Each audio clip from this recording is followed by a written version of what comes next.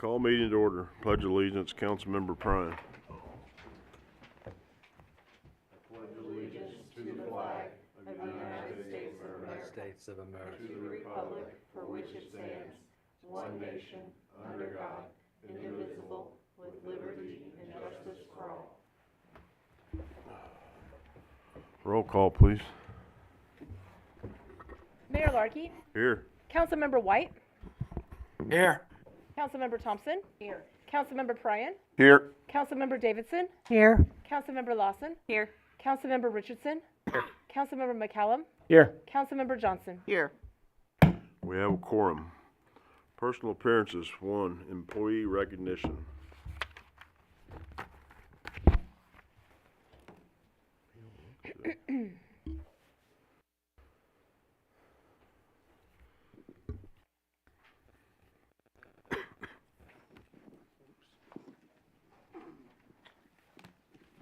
Very good.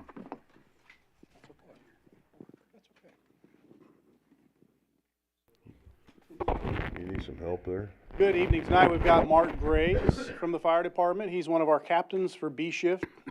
We're recognizing him tonight for 25 years of service with the fire department.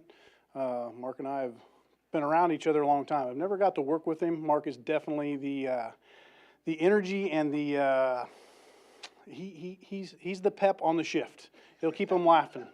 And so we actually had conversation today that I just won't share here because I knew what I'd get out of him when I provoked him a little. But Mark is dedicated servant of the city. He's done well, and he's moving up through the ranks, and he's doing a great job as captain, and we're just glad to have him, and I want to thank him for 25 years. Thank you, Chief.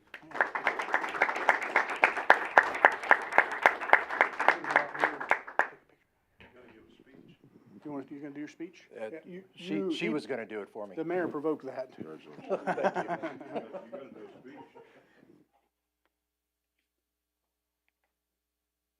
next? Is there more? Just one employee? Okay. Let's see. They're on the agenda. I know that. Item 2, FY23 audit presentation. You're Good up. evening, Mayor and Council. I would like to introduce Emily Sheldon and Kayla Williams. They're with BT and Company, and they are our auditors for the FY23 audit, and they'll be discussing it with you tonight. Welcome. Thank you, Casey. Thank you very much. As Casey introduced, my name is Emily Sheldon. I am the principal from BT & Co. on the City of Belton's audit, and I'm joined by Kayla Williams, who managed the city's audit for fiscal year 2023. In front of you is a letter addressed to the City Council. The letter summarizes matters that we are required to bring to your attention about the fiscal year 2023 financial statement audit. For our presentation this evening, we'll be going through the key points in this letter. We start off the letter by addressing our responsibility to perform an audit in accordance with specific accounting standards. Those standards require us to perform procedures to obtain reasonable assurance about whether the financial statements are free of material misstatement. Our procedures include examining on a test basis evidence supporting the amounts and disclosures in the financial statements. We also assess the accounting principles used and the significant estimates made by management, as well as evaluate the overall financial statement presentation. In the accounting policies and practices portion of the letter, we would bring to your attention anything identified in the procedures we performed relating to significant alternative, adopted, changed, or controversial accounting policies, significant accounting policies in emerging areas, or significant unusual transactions. The only item to bring to your attention in those areas is that during the fiscal year, the city adopted GASB Statement Number 87, leases, which required recognition of certain lease assets and deferred inflows of resources for leases. The city has several significant estimates that are summarized in the Summary of Significant Accounting Estimates section of the letter. Those are the fair value of investments, the allowance for doubtful accounts, pension-related items, other post-employment benefits-related items, and lease-related items. Our responsibility as auditors is to analyze the processes that the city has in place to record these estimates, and as a result of our work, we concluded that the city's estimates do appear reasonable. Next in the letter, we note that audit adjusting journal entries were recorded as a result of our audit. These adjusting journal entries include standard adjustments, prior period adjustments, city-provided entries prepared subsequent to the start of the audit, reclassification entries for report purposes, and what we call entity-wide entries, which are standard entries prepared solely to convert the city's fund-level financial statements to government-wide financial statements, which use two different methods of accounting. You can find copies of those adjustments at the very end of the representation letter. 3 uncorrected misstatements are summarized in the attached representation letter as well. The adjustments were determined to be immaterial to the financial statements, but future year impacts of these adjustments will be monitored for material impacts to the financial statements. In the departures from the auditor's standard report section of the letter, we described the modification of our audit opinion and the emphasis of matter paragraphs, which fall after our opinion. In terms of the modification of our audit opinion, we were not engaged as auditors of the city until after March 31st of 2023, and therefore did not observe the counting of physical inventories at the end of the year. We were unable to satisfy ourselves by performing other auditing procedures concerning inventory held at year end. As such, we disclaimed an opinion on the water fund where inventory was material to the financial statements. Outside of the water fund, we determined that the fiscal year 2023 financial statements of the governmental activities, business type activities, general fund, park fund, street fund, debt service fund, street capital projects fund, stormwater projects fund, sewer fund, golf course fund, solid waste fund, and the aggregate remaining fund information were presented fairly in all material respects in conformity with generally accepted accounting principles, and we issued an unmodified audit opinion for those opinion units. The emphasis of matters paragraph simply pertains to the implementation of GASB Statement Number 87 leases and prior period adjustments identified during the audit. For the observations about the audit process portion of the letter, I would like to inform you that during our audit, city management and staff were responsive and transparent with our team members, and we encountered no disagreements, significant issues, or difficulties in performing the audit. The shared responsibilities for independence section describes our shared responsibilities for independence. We as auditors are required to maintain independence of both mind and in appearance when providing an audit and other attestation services. We also must maintain a system of quality management over compliance with independence rules and firm policies. The city is responsible for timely informing us if there are new affiliates, directors, or officers, changes in the organizational structure or reporting entity, and analyzing arrangements with our firm to ensure no management decisions on behalf of the city are being made. Finally, there are 2 attachments to the letter: a management letter describing our identification of material weaknesses, significant deficiencies, and control deficiencies in internal control, and management's representation letter. The management letter details certain deficiencies in internal control that we identified during the audit. A deficiency in internal control exists when the design or operation of a control does not allow management or employees in the normal course of performing their assigned functions to prevent or detect and correct misstatements on a timely basis. As an audit is designed for the purpose of expressing an opinion on the financial statements, but not for the purpose of expressing an opinion on the effectiveness of the city's internal control, deficiencies may exist that were not identified. However, we did identify certain deficiencies that we consider to be material weaknesses and significant deficiencies. A material weakness indicates that there is a reasonable possibility that a material misstatement of the entity's financial statements will not be prevented or detected and corrected on a timely basis. A significant deficiency is less severe than a material weakness, yet important enough to merit attention by City Council. Beginning on page 6 of the letter, we also provide descriptions of other identified deficiencies in internal control that were determined not to constitute significant deficiencies or material weaknesses. Management of the city has provided responses to each of the identified deficiencies. Management's representation letter puts into writing matters that are required by our standards to be represented to us by management. We provide that letter to you because we believe it will help you, as a governing body, better understand the city's representations about its financial statements and help you fulfill your fiduciary responsibilities.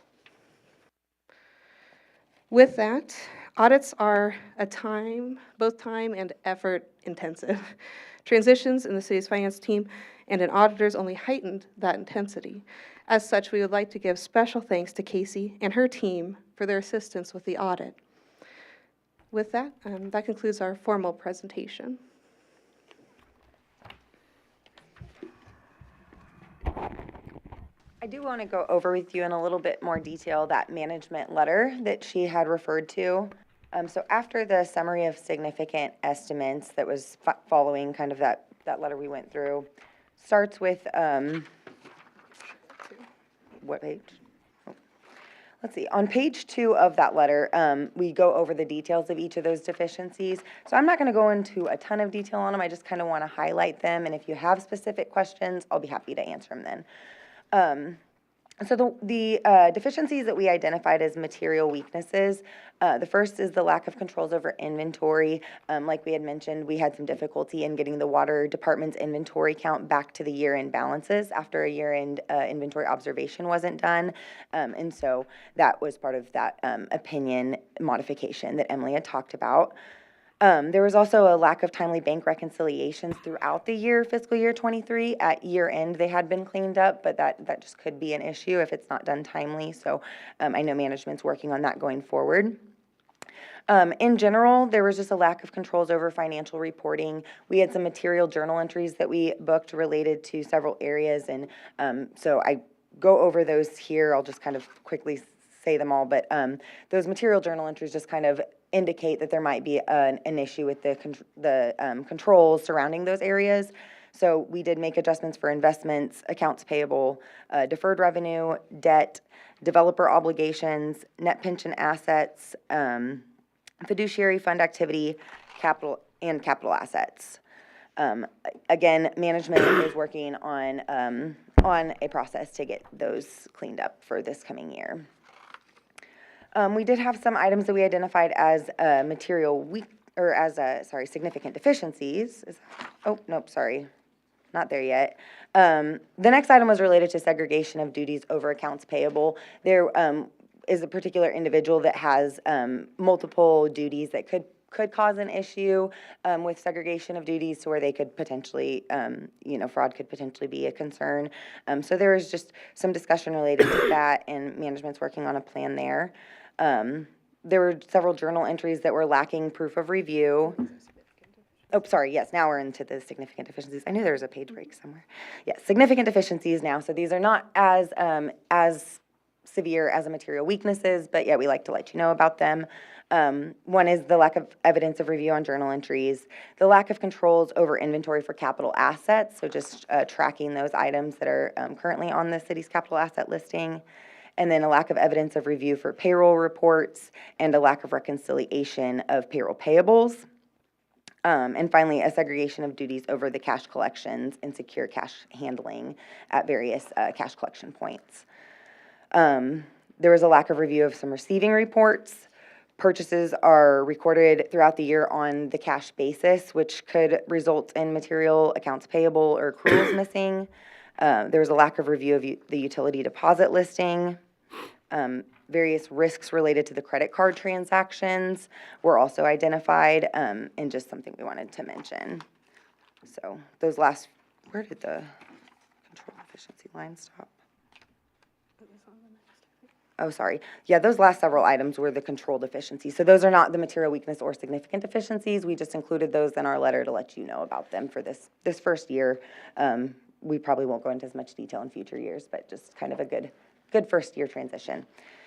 I know that was a lot to take in. So does anybody have any specific questions they want to ask at this point? Or? Any questions? Go ahead. There's a couple things mentioned that I would venture to guess because this is coming from fiscal year ending in 2023, that we have since cleaned up. Is that accurate? Yes. Management's been very, very willing and working very hard to clean up these issues. And in this letter itself, they did put a response to each individual item, so specific details are included in there that are good. Thank you. Yep.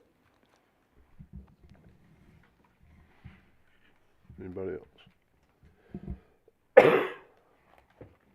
I assumed you reviewed our prior audits. Yes. Okay. Yep. And as part of that, there was a prior period adjustment that was booked, and so that is, Emily had mentioned that as part of that kind of modification in our opinion. So we had found some things with that we essentially changed. One was a developer obligation liability that was recorded that didn't seem to meet the requirements of GAAP, and so that came off the books, and it was kind of the bigger item. This is a lot so if you guys have questions after this, you read this and have questions, we can get them answered, so.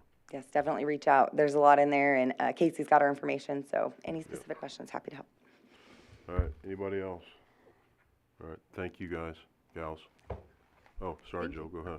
You're fine. I just wanted to point out to the council that we have kept the same firm for the next fiscal year audit as well. You might recall that the contract was for 2 years, and so they'll roll right into the FY24 audit. And so that the existing relationship's going to exist. So if any questions do come up on this year's audit, it's not a big task to get those answered. And you may even be able to get them answered by staff, as you can see if you look through the management responses on each of these issues and items, and everything's either been corrected or in process of being corrected. Cool, thank you. Thank you. Thank you. Item E, unfinished business.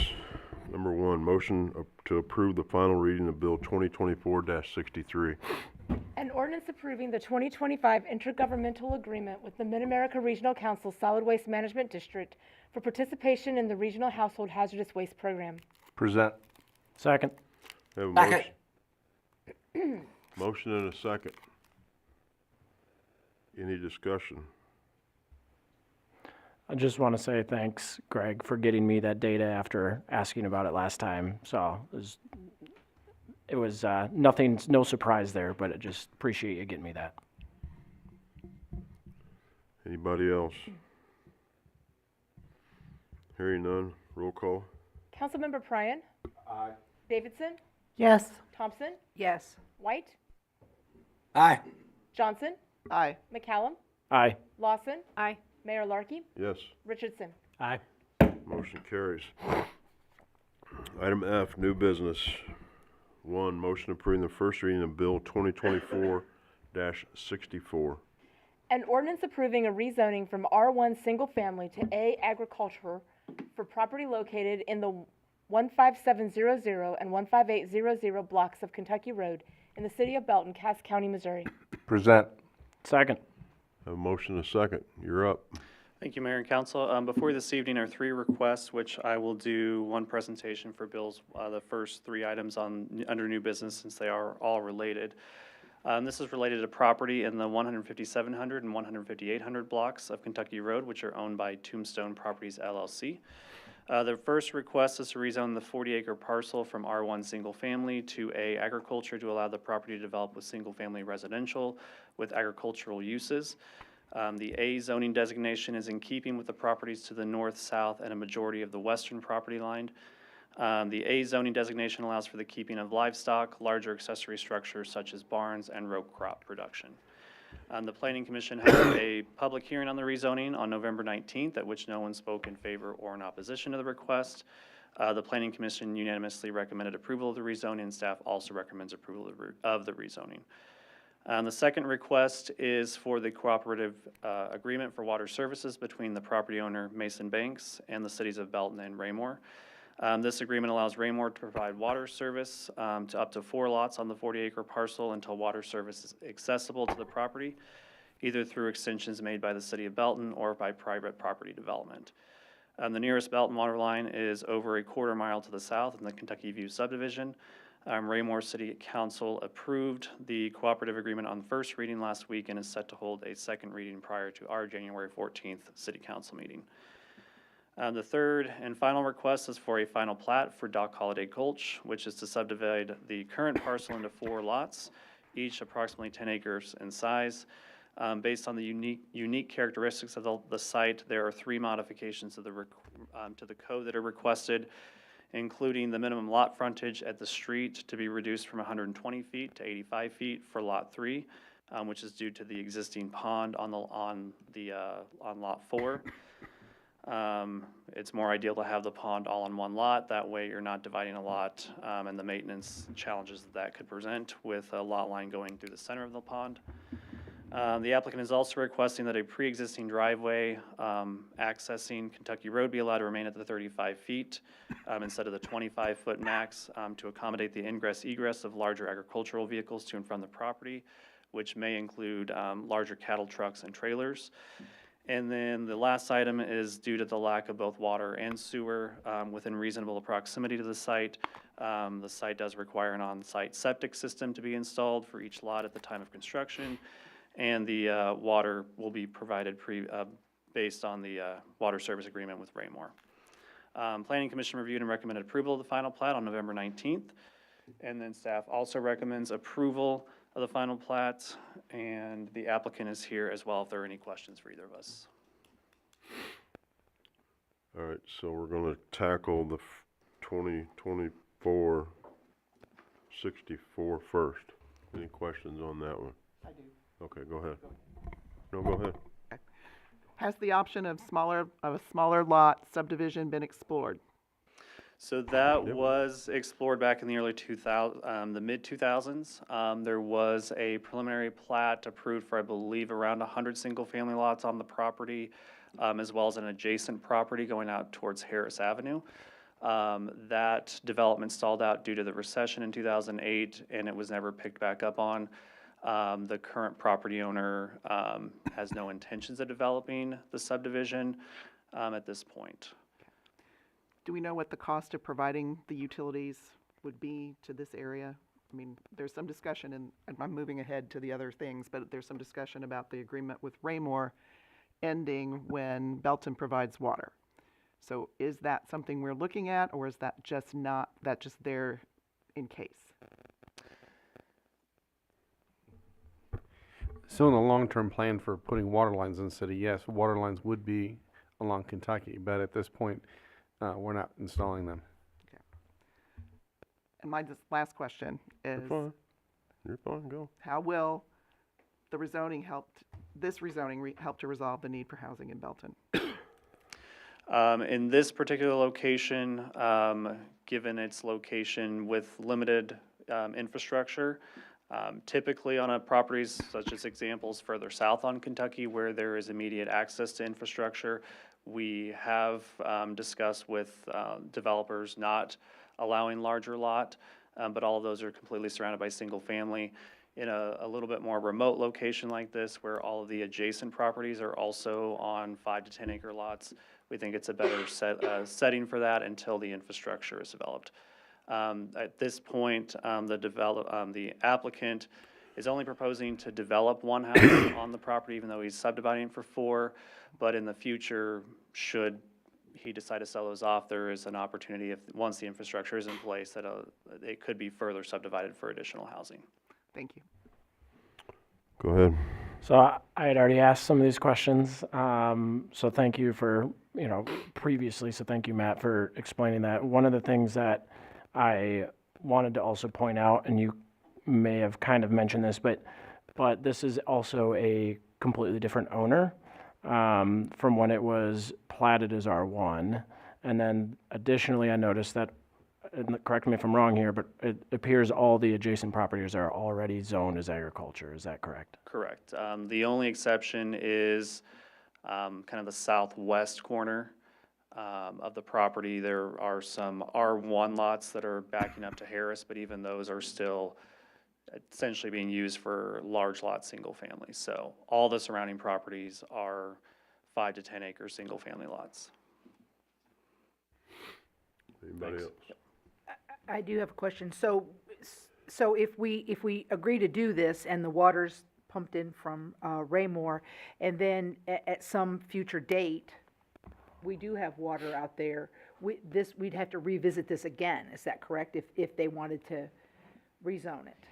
Yes, the agreement is that once the city has extended water to the point where it's accessible on the frontage, the property owner would have to hook on to City of Belton water and disband from Raymore's Is that water. 10 years?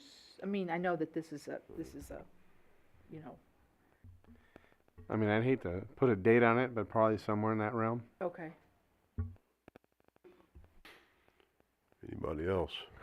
I might add, if I may, that, Go ahead. you know, this is an area that's on the outer edge of our city limits, and we are locked by other cities surrounding this, and so the motivation to extend services out that direction isn't going to be very high, because it's not like we're going to some other development that's further down the road that would be within the city limits, if that makes any sense. And this is, I mean, obviously, that's kind of what Patty was talking about, but this is not, we're not, I mean, we know, all of us know that we're short on housing, but this is not where the solution lies, is that correct? Not likely, unless Okay. the property owner decided they wanted to do so, and at this point, that's not their motivation, so there's really nothing that we should be trying to force them to do so, if that makes any sense. That Okay. it just doesn't seem reasonable for us to try to push for that at this point. Okay. Anybody else?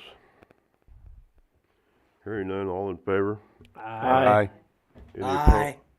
Any opposed? No. Motion carries.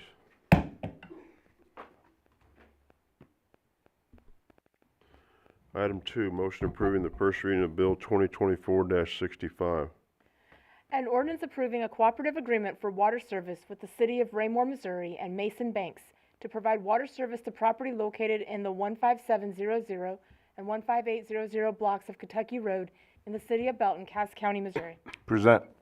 Second. Have a motion and a second.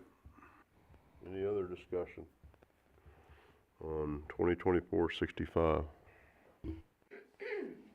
Hearing none, all in favor? Aye. Any opposed? Motion carries.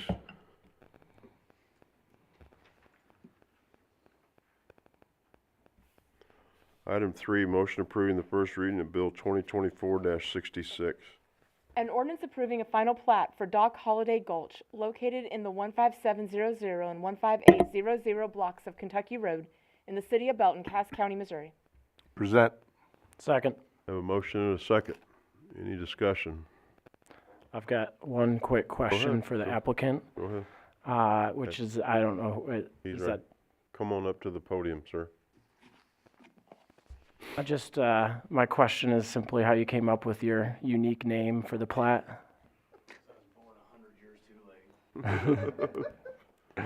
I enjoyed the name, so just wanted to let you know.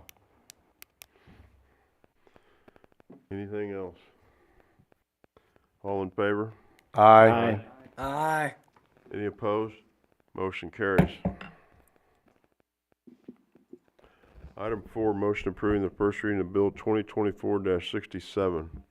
An ordinance approving a rezoning from C2 General Commercial to R3 PUD Multifamily Plan Unit Development and a preliminary development plan for Creekstone at Autumn Ridge, a 144-unit multifamily development on the west side of South Mullen Road between the Smoky Hill Railroad right-of-way, more or less 400 feet south of Sycamore Drive. Present. Second. Have a motion and a second. You're up. All right, before this evening is a request for a rezoning and a preliminary development plan for Creekstone at Autumn Ridge, which is a proposed 144-unit apartment complex. The subject properties include all 3 undeveloped blocks fronting South Mullen Road in front of the Autumn Ridge subdivision. These properties were rezoned to C2 General Commercial in 2004 at the time of the original zoning and preliminary plating for Autumn Ridge. The properties have remained undeveloped for 20 years, and the developer has requested to rezone the property to R3 PUD, which is multifamily plan unit development, to develop the 144-unit apartment complex with 6 buildings and a clubhouse. The preliminary development plan meets all zoning and site design requirements for the R3 zoning district, including lot sizes, setbacks, and parking. The purpose of the PUD for this project is not to request any modifications to the code, but to establish the overall site and building design, including the restriction on 2-story buildings for the 2 blocks backing up to single-family homes.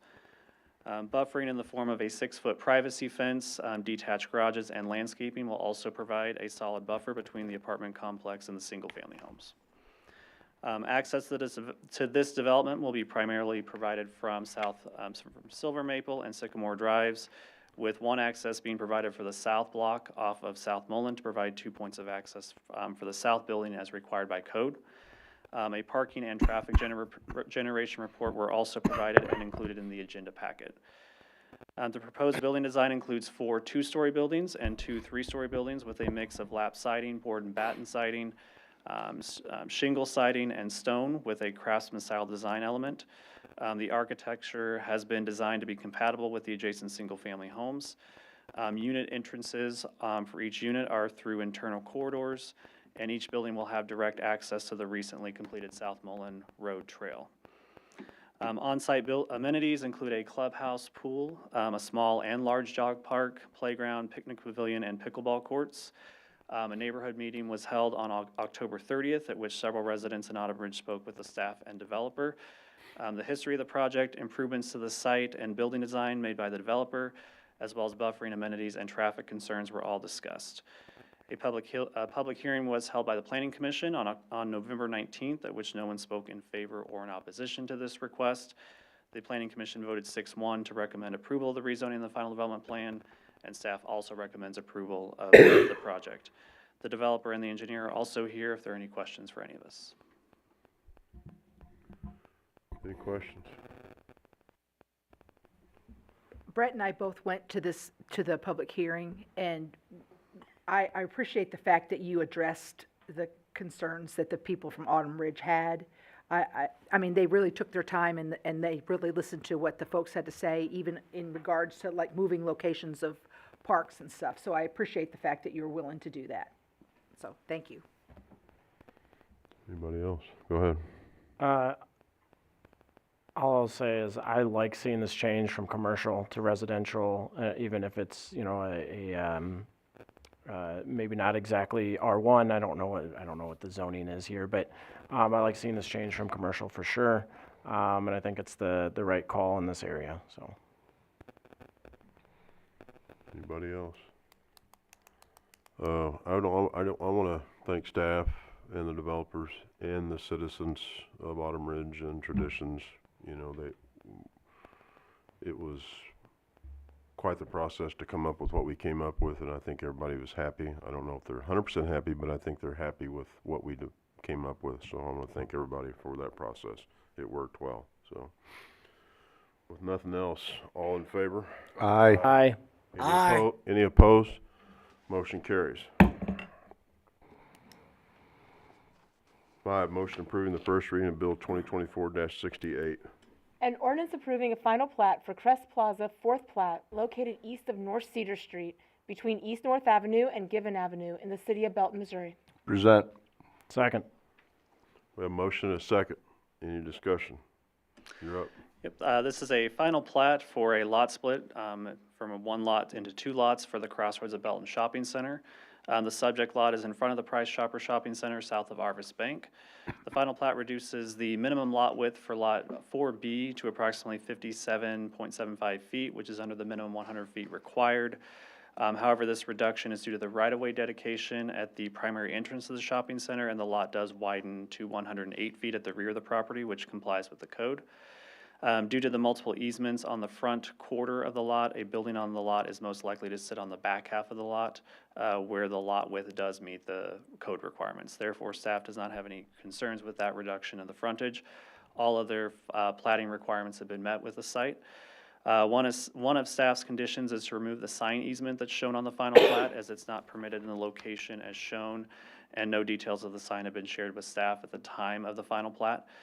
A separate sign easement and encroachment agreement, if warranted, will be reviewed at a later date, and the sign easement must be removed prior to the final signatures and recording of the plat. The Planning Commission recommended approval of the final plat on November 19th, and staff also recommends approval with the conditions in the staff report. Any questions? Thoughts, concerns?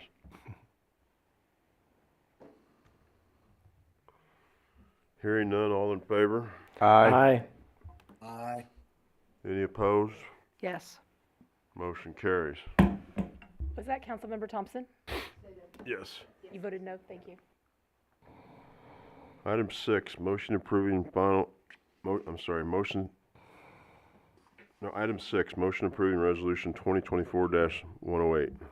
A resolution accepting certification to the City Council of the 2050 Belton Comprehensive Plan and expressing the support of the City Council regarding the same. Present. Second. We have a motion and a second. You're up. Before this evening is a resolution approving the 2050, or accepting the 2050 comprehensive plan, which was approved by the Planning Commission on November 19th. Per state statute, the Planning Commission is tasked with adopting a comprehensive plan. However, the council's acceptance further supports the efforts of the plan, including future decisions on land use and zoning requests, capital improvements, and other long-range planning efforts that impact the city and budget. The agenda packet only included the 258-page plan itself. However, there are hundreds of additional pages of supporting documentation that are posted on the city's website, which include the survey results, public engagement documentation, the existing conditions analysis, and the market analysis that were all completed to complete this plan. We have Abby Eckberg with Confluence here this evening to give a high-level overview of the plan, and we will both be available for any questions that you may have on the process or any components of the plan. Thank you. Just a light 258-page plan. Don't worry, guys. I won't go through each of the pages in detail. I'm gonna figure out how to progress. I told you you got 2 minutes. I'm gonna cook through this. Don't worry. So as Matt mentioned, there are a lot of components and a lot of features within this comprehensive plan as a whole. The big kind of picture there you see at the top is probably the main and primary document that you all will engage with and interact with throughout your time here on council. Supported by our key recommendation summary report, which identifies all of the goals and strategies that we want within those at a higher level. Obviously, the future land use plan being a key component of the comprehensive plan for a lot of decision making made for, within the community. But then back from phase 1 all the way through phase 3 there, we had a lot of different supporting efforts and analyses that we went through with our existing conditions report, our public input summary overview from all the events that we hosted throughout phase 2. We had Leland Consulting Group on our team as well to complete a market analysis, and then ETC survey group out of Olathe as well that completed a statistically valid survey for the community here. Ooh, there we go. Okay. So within the key recommendations summary report, that really was kind of the foundation for the comprehensive plan with which we built the rest of our strategies, action items, and recommendations from. And so you'll see kind of the community services being that primary driver there, then the priorities to accomplish being the goals of that chapter within the comprehensive plan. And you'll see those broken out more so within the chapters here in the next few slides. Obviously, some introductory text, just understanding what a comprehensive plan is, the future land use plan, which is then supported by 7 core chapters, and then an implementation chapter, which really just summarizes all the recommendations from the rest of the plan. As we dig into kind of the future land use plan, recognizing that within a future land use plan, you typically plan outside of your boundaries. So really just calling out up front, it's not an annexation plan, it's not set in stone, and it's not your zoning map. It is very fluid, it is flexible, it's meant to be revised and updated regularly, but it is state statute enabled, and so that's part of one of the key components of the comprehensive plan there, and so serves as your basis for a lot of your rezonings and anything brought forth, especially like the cases you see here tonight.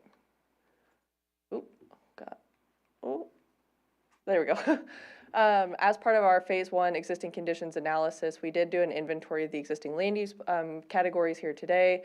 And so kind of a little wonky on this map here, but you can see the greens and the lighter greens being more of your ag, open space, parks and rec, your yellows, your oranges, your browns, your residential land uses, your reds, not surprisingly, with North Scott, and then the interstate there being more commercial focused. And then blue being all of your public land, so think your schools, anything that's city or government owned as well.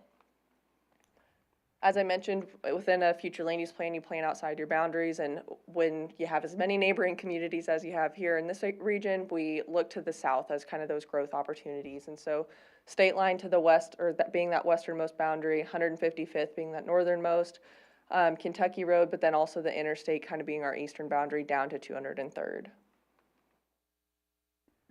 Within the comprehensive plan, we outline and define each of the future land use categories, but then we also supplement those with 3D definitions, so people who look at the map that's on the next screen can better understand what they're seeing and start to envision that within their built environment as well.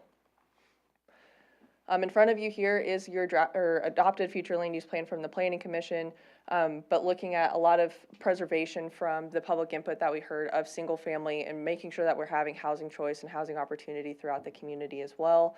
utilizing key corridors for different commercial and business park activity, as well as looking at different ways to increase kind of some nodal activity throughout the planning boundary here as well. From some of the acreage breakdowns, you can see that the low density residential category is the most dominant one and preserving a lot of kind of the small town character and feel that we heard throughout the public input phase, but really making a lot of strategic moves within those land uses to support a lot of services and growth opportunities within the community as well. Within the planning effort, we identified 4 different sub-areas, so including the Markey Business Park, North Scott, Old Town, and Graham efforts. And so we'll go through a highlight of those sub-area plans. So back in, I believe it was August, correct? We hosted a town hall, or the staff hosted a town hall with the residents of the Cherry Hill subdivision over here to revise the Markey Business Park sub-area to make sure that we are kind of all on a clear and same page here to make as many people kind of happy with the further outcome there. And so this has been revised a little bit more from our initial drafting of this sub-area.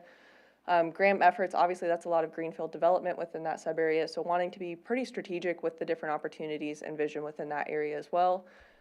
I should note the Graham efforts and the Old Town sub-areas did receive additional 3-dimensional modeling of each of the sub-areas, so those are included within the comprehensive plan as well. Within the North Scott corridor, I'm sure you're all familiar with the 2014 master plan that was completed for this area. We kind of went back through and revised this dramatically to call back to a lot of this auto service oriented land uses that are present here today that provide a lot of resources and services to the community in the greater Kansas City region. So making sure we're supporting a lot of those local businesses and the character of that area as well. Within Old Town, we looked a lot at the pedestrian mobility and how people move about the area and cross lanes and the general activity of downtown to make sure, since that is such a focal point of the community and an events hub, that we're supporting that as much as we can. So jumping into a few of the chapter highlights, I'll just briefly cover what's included within all of these. Obviously, it's lengthy. Within city services, this is looking at how to best support staff in their operations, making sure that it's as efficient as possible for both staff as well as residents as they look to the city for help and assistance.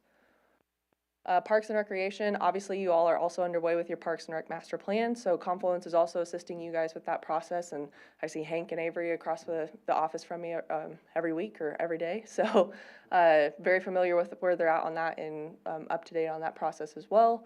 But within this, identifying a lot of the high-level kind of recommendations we heard from the community so that they can dig further into each of those recommendations within the Parks and Rec master plan as well. Connectivity and access, we had Trans Systems, our Kansas City kind of based engineering firm, helping us on this effort as well. So they looked at a lot of mobility from both a vehicular standpoint, also in a pedestrian and bicyclist standpoint as well. So finding ways within different complete streets mechanisms, looking at different regional partnerships, whether that be with the state, with MARC, regional communities as well, to increase mobility and connections throughout the town.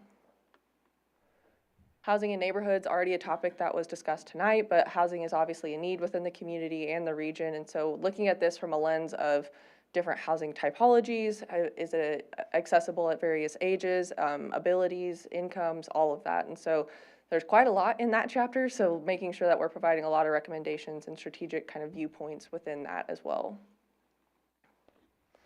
Economic development, looking at strategic incentives, how to market Belton, continuing kind of those efforts that you guys are already making great progress on today. You have a really strong brand, and I think continuing with that will only continue to establish a strong identity within the community as well. As I mentioned with Downtown Belton, looking at different ways to support local activity and event spaces within this sub-area as well. So looking at maybe becoming a Main Street community so you can be further eligible for different funding mechanisms that are available out there. Looking at different streetscaping and wayfinding improvements as well as connections throughout the area. Then lastly, looking at community identity. So obviously with the brand, this one kind of marries back into the economic development one, but making sure that your signage is easily recognizable, very uniform, the different Visit Belton opportunities and campaigns there, different professional conferences, really just spreading the word as much as possible of what opportunities lie in Belton. And then that is all I had for you all in a formal presentation of the very brief highlight of the comprehensive plan. But if you have any questions, let me know. Any questions? She went way over. I'm sorry. I tried to go. I gave her leeway. Go ahead. To things. Thing one is, Abby, you have been on this project since the beginning, which was well over 18 months ago, or at least 18 months ago. And I just want to say, especially in today's world where people change jobs frequently, more frequently anyways, it was nice to have somebody consistently to work with, and just want to say thank you for your time and effort put on this. I appreciate that. I also, as I mentioned, it was a very extensive process, and something like this, I would be questioning if it wasn't a very extensive process. So I'm glad to see that we spent that time. I think it's valuable, and I think the amount of input we got from the community, I was at just about every single one of those events, and I think I firmly believe that this is was a group joint effort, and so I'm glad to see we're finally bringing it to a close. Thank you. I would also like to build off that and just say staff has been really great in this effort of being responsive to our emails, reviewing the content that we've been giving them. They had to review all 258 pages and more of the appendices, so their time and effort on this project definitely was helpful, and I think a very successful effort. Anybody else? I just want to thank you and your team for what you did, and Yeah, thank you. so. All right. All right, no other questions. All in favor? Aye. Aye. Any against? Motion passes.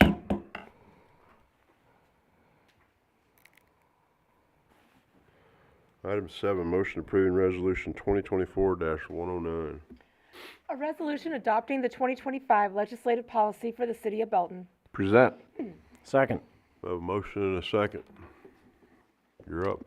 Mr. Mayor and Council, we are bringing forth to you our 2025 legislative policy.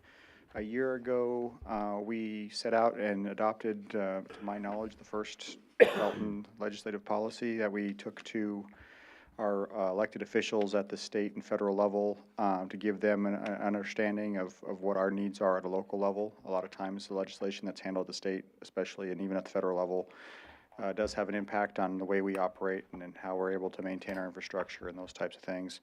And so essentially what we think it's best practice for our city, especially a city our size, to formally adopt its own policy to say, okay, here are the issues that are important to us. Some of the policies in here, there are a lot of policies in here for one. Some of them are going to mirror exactly what MML, Missouri Municipal League, has in their legislative policy. You'll see that they do a municipal legislative policy as well every year, and I've actually sat on one of the committees to do that the last couple of years for the taxation portion of it. And essentially us adopting the policy that mirrors them is essentially generally thought of as being pro-city or pro-local government. And so that's the intention here. This is a lot earlier than we did this last year. Last year we had there's legislative day at the Capitol for MML, and that's in February. You might, if you pay attention to the legislature, or if you've gone to that or just looked around, by the middle of February, a lot of the legislative agenda has been pretty much set. A lot of the bills have been, authored, and support's already being wrangled, and I would venture to say that, of the things that get passed and get through, a good chunk of it, more than half of it's already decided by the time February rolls around when we go up there for legislative day. And so this year we pushed that forward purposely to now. And it also was in conjunction with, on Thursday, we were hosting our legislative policy town hall / open house, have invited our local state and federal legislators to attend, and we intend to present them with this policy. I will have a short presentation where I will highlight some of the highlights from this policy and say, here's what the city is asking you guys to support us in your efforts. And so that's where this all comes from, this kind of, it doesn't mirror exactly what MML's policy is, because there are going to be some issues that are more specific to us, and there's some issues we may feel like that the city of Belton has more skin in the game and wants more representation for than even what MML might do. And so some might be specific to our city or our region, and so MML may not take a statewide stance on some of these issues, and so we hope to encapsulate that in this policy. So from that perspective, I'd be glad to answer any questions as to the 2025 legislative policy, and hopefully you guys will agree and adopt it. Any questions? Go ahead. Just two things on the municipal administration and intergovernmental relations section. Okay? Fines in municipal court. Understand you're opposing any further restrictions. You're not seeking to expand the amount of fines that can be a proportion of general revenue. Is that correct? Correct. Okay. Then with regard to enforcement for failure to appear, I understand you're saying to ensure they can be compelled through appropriate due process to attend municipal court and pay the fines that have been imposed on them for violation of law. What are we contemplating there? What we're contemplating is often there's legislation that's authored and considered to limit cities' authorities to do those many issues, and this is one of those. And so we're just trying to ensure that we don't lose any further rights than what we already have as a city. Okay. That way. 'Cause I understand that the Missouri Supreme Court has limited certain things that we can do in response to what happened in Ferguson, Missouri. So we're not looking to, make sure that more people are incarcerated in order No, to pay not at fines all. or anything like that. That's my concern. Yeah, no, yeah, we're not looking for more or to take it any further than where we currently exist. We're just hoping to protect the levels that we are currently able to allow for. Those are my questions. Thank you very much. Of course. Go ahead. Is the posting of legal notices and newsletters on websites boilerplate MML language? That's a good question. I Okay. believe so. I just feel like last time we talked about this, there wasn't a lot of desire to make that switch, so I'm not sure if that is still the feeling of the council. But I would like to see that part taken out. Yeah, I was gonna actually bring an amendment forward to adopt this as is with the removal of that section. The only, question I had on that front is there is also a mention of archiving past records electronically. And obviously, we would support that. We're already doing that with our fancy new system. And I'm not suggesting we removed that per se, but more specifically around the first sentence, I think it is, that goes over the wording around unfunded mandate of the newspaper is essentially what I would propose we remove. The recommendation on that is not that we stop posting public notices in the newspaper. The motivation behind that is the requirement from the state that we post there, that we do so in the public newspaper.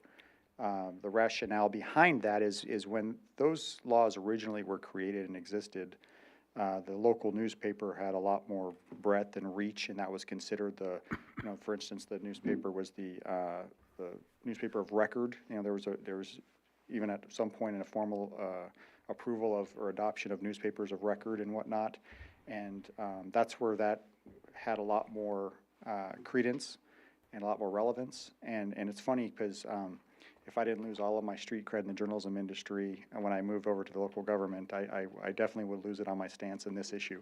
And that's the fact that, I understand the need and hope and want to have a unbiased third party to host some of these records. And I think that there's a way that can happen electronically. And the way it's written now, it's essentially a subsidy for local newspapers that's funded by cities. And it's set up by states, and the states don't give the cities any funding to back this up. And that's where the unfunded mandate portion of this comes from. So sorry if I'm jumping in here. One of the questions I had on that front is, what if that newspaper is publishing electronically? Because obviously most newspapers are going that way presently, not all. Sure. Is that under that state mandate, is that still acceptable because it's a newspaper? Do we know the answer to that? A good point. I don't know. And I don't know that there's even a legal opinion that's established that 100%. Without circulation of a paper copy, I don't think that any online-only paper would qualify as a legal paper under Missouri law. You have to have physical circulation of a document. There we go. There's the answer. Okay. Now, it is very helpful when they also publish online, but a lot of the times that's just a secondary sort of thing that some newspapers do. Okay. Some states have gotten away from this. Some states have gone to the where they no longer require this, and some have gone to like an online independent source to host these public records. So I really like this whole initiative and this legislative. I mean, it is, not only is it nice for us to share that with our representatives, but also it is good as a resident to look through this and know where the city's priorities may lie. So that being said, if we're intending to continue to post in the newspaper and we're intending to kind of keep the status quo as is, even if that were to go away tomorrow, I guess I don't see that as should be one of our priorities, and that's why I still would like to remove it at this current time. Maybe in the future it would make sense, but I don't believe that one specifically is one of our higher, if you look at the document, we have our highest priorities, correct? And then those are identified, and then the rest of the policies are also, in addition, here's where we stand on these issues. And so I don't see it as, it's not a high priority for us at this point anyway. It's more the idea and ideal that it's a state mandate, that they're not providing any funding to local governments to support, and just the philosophy behind that, it just doesn't sit well as a representative of local government. okay. I understand your point. I have one other question on that similar topic, but so from approximately a year ago when we did approve this original document, has anything drastically changed? Because I didn't think it did. In fact, I kind of thought it was nearly identical, but I wasn't sure. There's a few things, very minor things. The biggest one was the sports gambling. We were in support of legislation to allow that to occur and to generate revenue for it, or from it.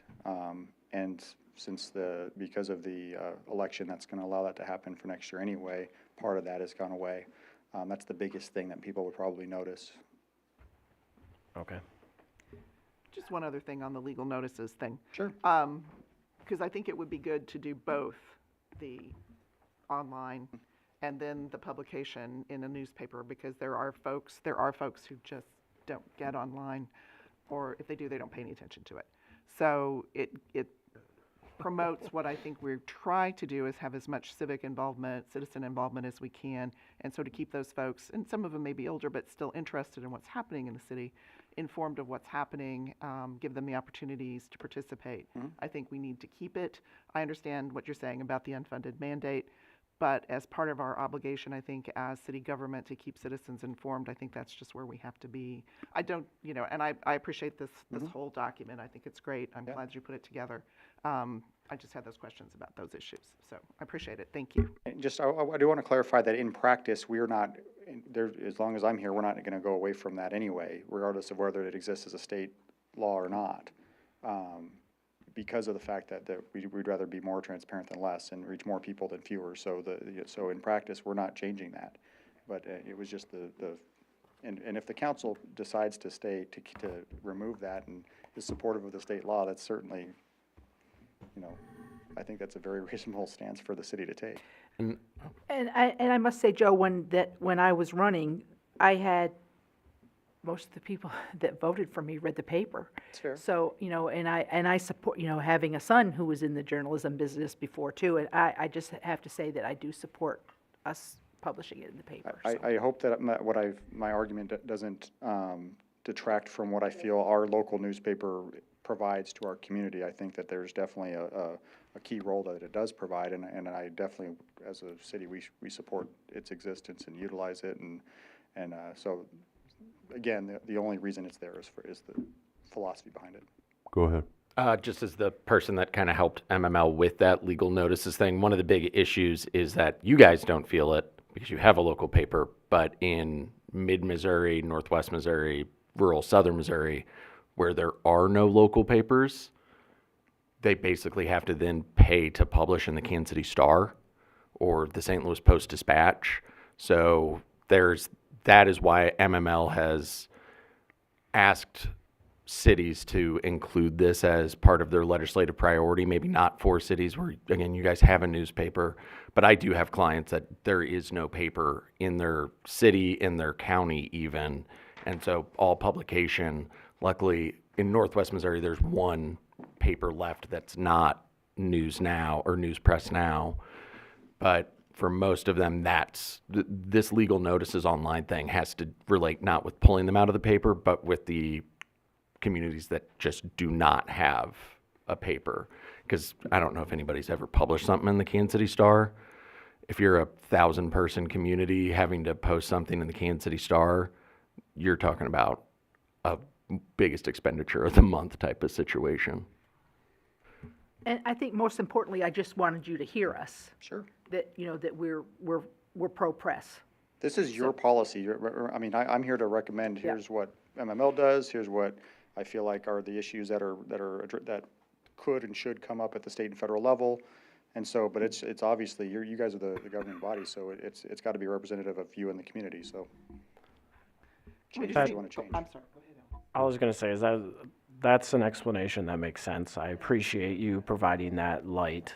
I still personally don't think that Belton should make that the priority, but I guess if I want to propose to remove that, do I need to bring forward a vote, or what do I need to do then? Yeah, there would need to be a motion to amend Resolution 2024-109 by removing the reference to legal notices posted electronically from the 2025 legislative policy for the city of Belton. I would like to, I propose in what the city attorney has just worded. I'll second it. So we have a motion and a second. Any discussion on the motion? You made it. I think I've said my piece on that front. All right. Any other discussion on the motion? All in favor? Aye. Aye. Against? Motion carries. Aye. Will you clarify, Councilmember White? Are you voting yes or no? I think he's freezing up, actually. Are you voting yes or no? No. No. Okay. So, where are we at? So now the So resolution. now we're back to just the resolution as a whole as amended, right? Yeah. So I have one more question on that topic, which is, are we sending anybody in February? Yep, Okay. sure.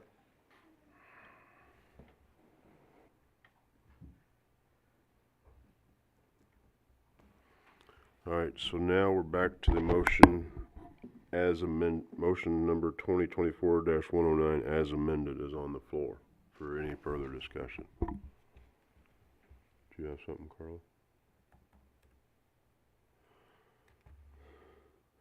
All right, hearing none, all in favor? Aye. Aye. Any opposed? Motion carries.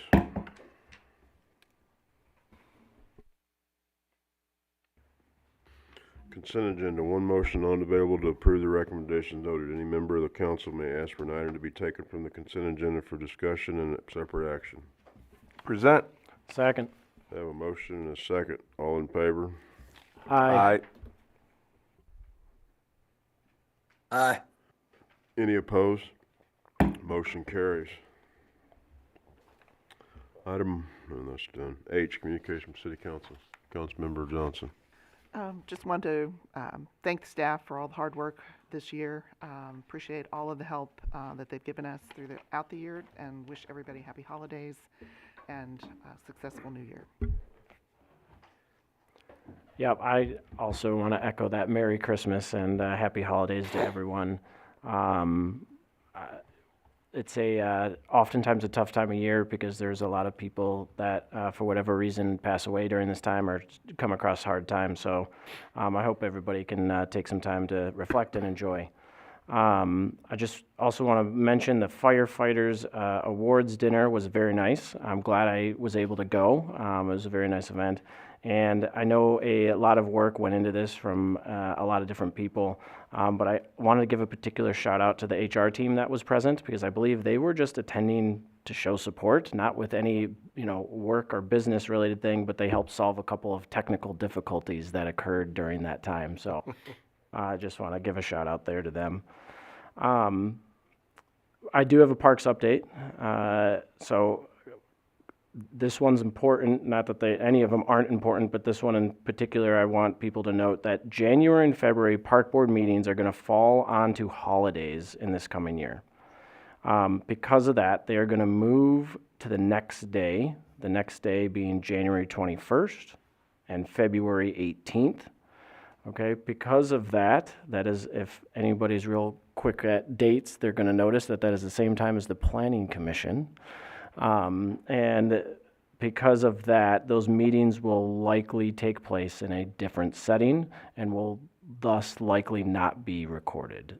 Now, of course, they're still public, so if anybody wants to come that would otherwise be watching online at home, they are more than welcome to attend, but I just wanted to call that out, that there will be a change just because of the way the holidays fall.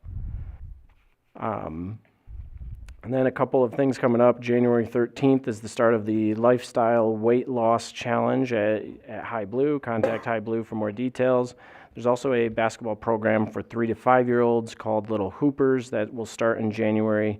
That registration ends this Sunday, December 22nd. And the winners of the Fall Foliage Contest were announced with their winning pictures posted on Facebook. So if you didn't see it, they were pretty neat. All the pictures had to be submitted from around Belton. And something that I thought was just really awesome of the first place prize winner, that included a monetary award, but also a tree. And that when that tree was presented to Brecklin Baker, they decided to then donate that to the parks. So that tree has now been planted in the Country View Park as a addition from that contest. So I thought that was really neat and wanted to share that. I got nothing. Sounded like you were set to say something. Yeah, he took all the words out of my mouth. So. I would just remind folks that filing for the April municipal election is open. There is one seat in each of the 4 wards, and the mayor's seat open for folks who are interested in filing to run. I believe 14 days left to file. Does that sound right? Okay. And I would echo the well wishes for the holidays. Merry Christmas. Thanks, staff, for a year of very hard work. We appreciate you. We only had one planning commission meeting in November, so most of that was for Doc Holliday Gulch. So thank you, sir, for your patience. Not as quickly as we wanted to move it along, but I also attended the firemen's awards presentation. It was a great time, so thank you for having me out. I know I was your second choice, but that's okay. And happy holidays to everyone. I'm good. I too attended the firemen's banquet dinner. It was lovely. The older I get, I just keep on questioning why you're hiring 12-year-olds. But other than that, it was good. It was a nice dinner. Had a nice time. Found out some interesting stuff I wasn't aware about. But the 12-year-old thing was just a flashpoint for me. So, Wanda, you better clarify that. Yeah. Well, What do you? no, they weren't. They just appear to be 12 when you're getting as old as I am. So, because I have to say that because Brett's not here. I must say that. This has possibly been, and for me to say this has possibly been one of the most interesting years I've ever had as a sitting council member.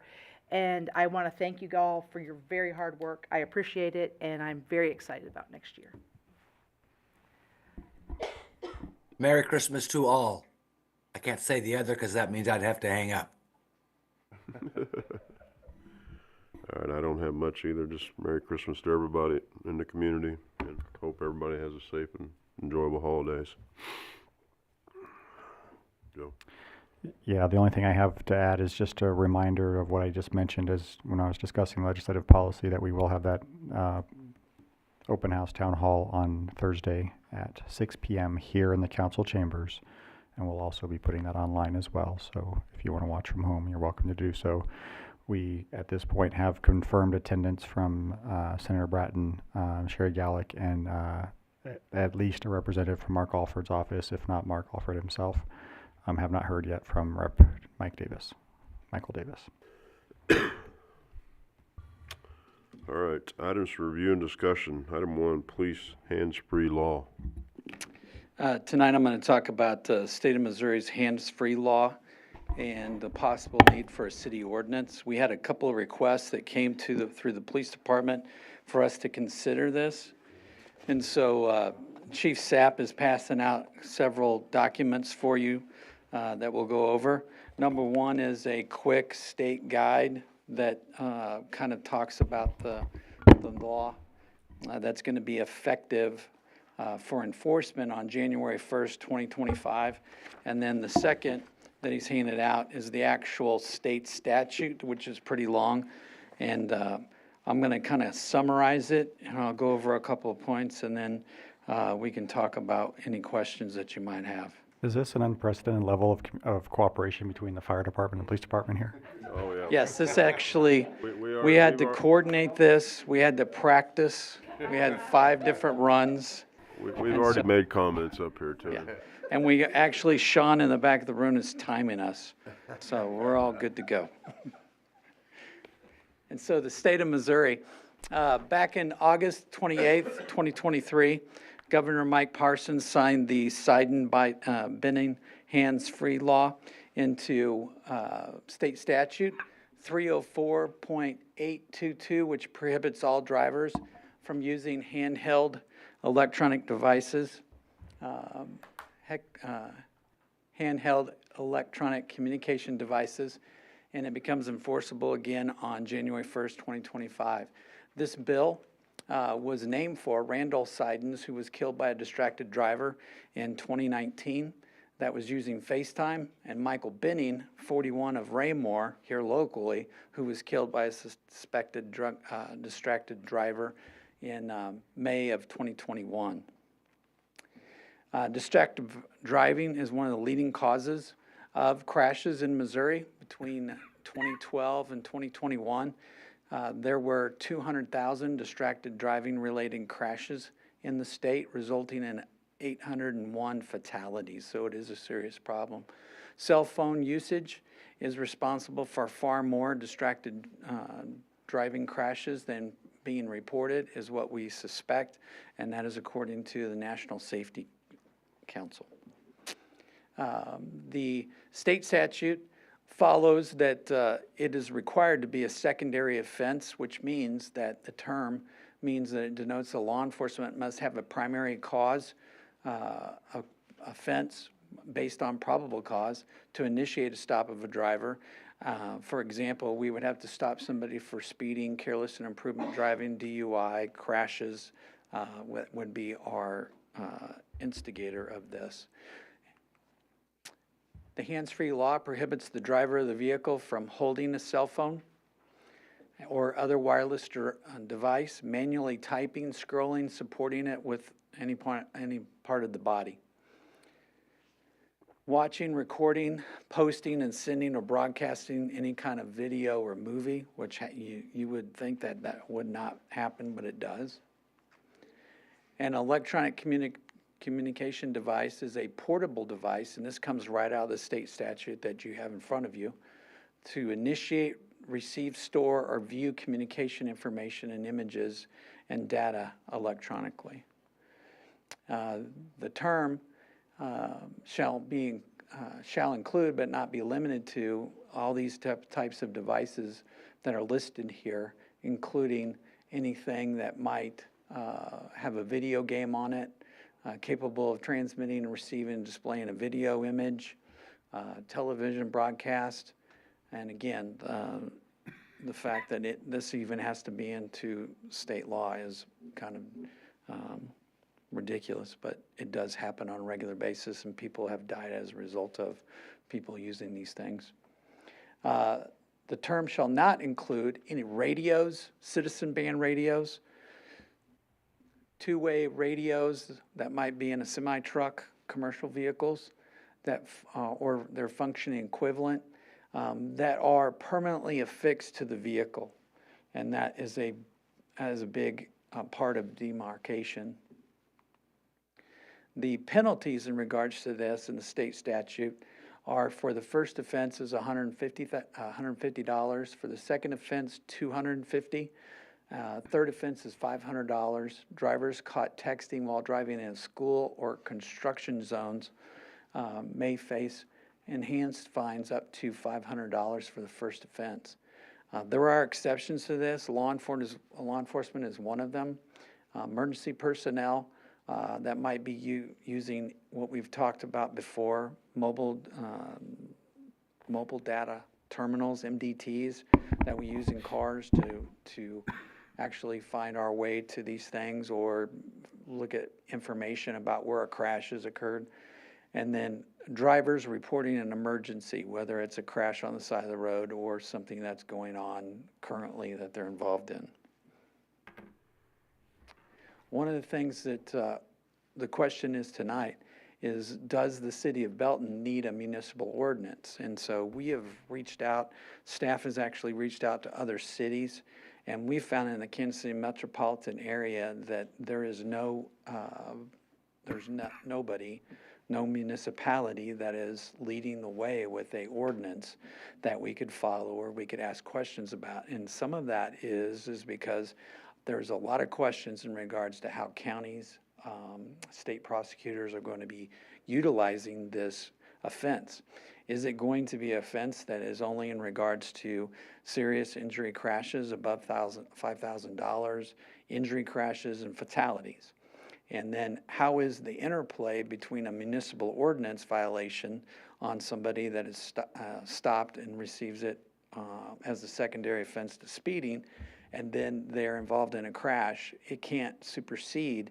It is still a first offense on the state side. And so there's a lot of questions in regards to how we would prosecute these.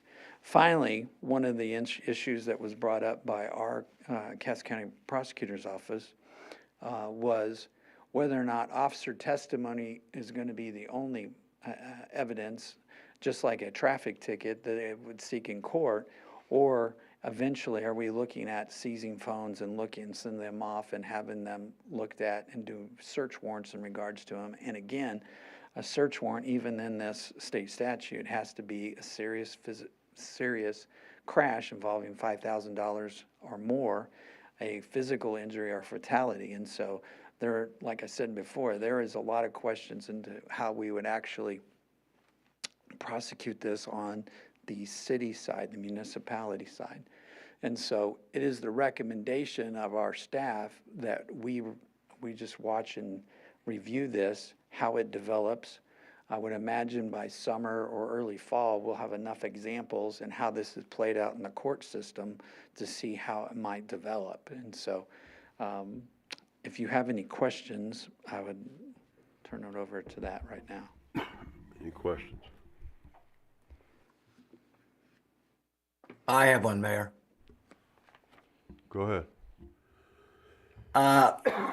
In your presentation, you indicated that recording devices Yes. is also illegal. So does that, and maybe I misinterpreted that a little bit. So individuals that have recorders, that record in front of them or behind them, is that now going to be illegal? No, the device itself is not, but if they're manipulating, pushing buttons, manipulating the screen with a swipe or a push, could be considered texting while driving or something that should have been hands-free. And I think a lot of the education that's going to take place is that the vehicle should be pulled to the side of the road before you enter that. If you're going to push the device to record, you should be stopped to do that. You can't be doing that while you're moving. But then again, that's an issue that's going to have to be put through courts to see where that line is going to be drawn. So even on your cell phone, if it's in a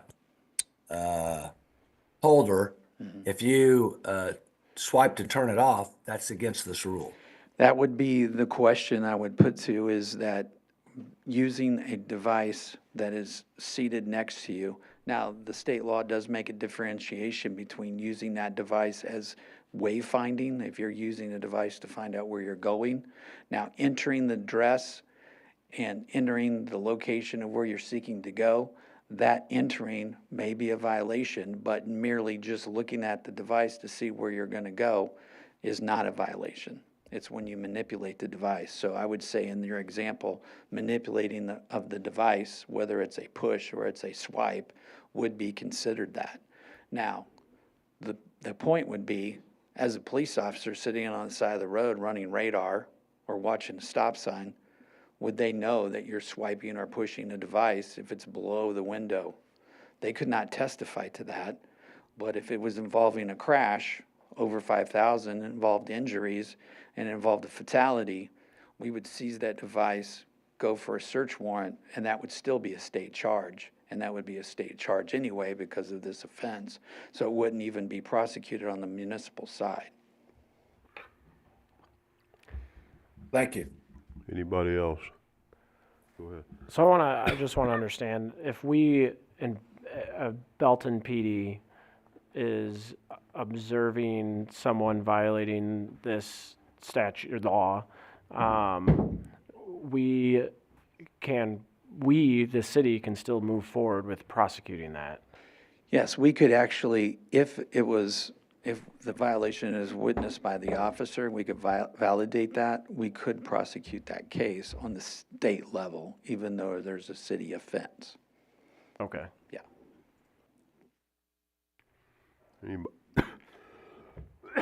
Excuse me. Anybody else? All right, thank you.